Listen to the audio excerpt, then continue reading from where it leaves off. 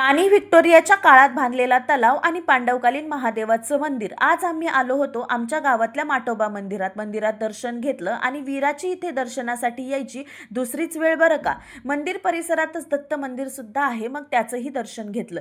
त्यानंतर आम्ही माझ्या माहेरी आलो। इथे आल्यानंतर मला मावल्यांचं सुद्धा दर्शन घ्यायला जायचं होतं, म्हणून मी आणि माझा भाऊ तिकडेच गेलो होतो। तिथे नैवेद्य नारळ वगैरे दाखवून मग परत घरी आलो। घरी आल्यानंतर इकडे वीरासोबत चिल्लर पार्टीची मस्त अशी धमाल सुरू होती।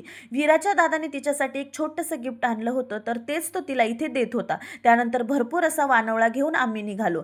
जाता जाता गणू काकाकडेही थांबलो आणि तिथे बघा वीरा आणि युवांशची किती मस्ती सुरू आहे।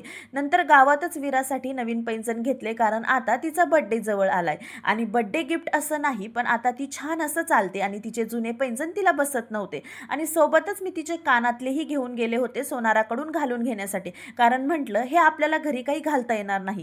कानातल्या बाळ्या काढून हे डुलं घालून घेतले, पण कानातले घालताना मात्र मॅडमची चांगलीच रडारड सुरू होती। नंतर सासरी गेलो, कारण आप्पांना घरी सोडायचं होतं आणि मग सगळ्यांना बाय करून आम्ही पुण्याला यायला निघालो। भेटू पुढच्या व्हिडिओमध्ये, बाय।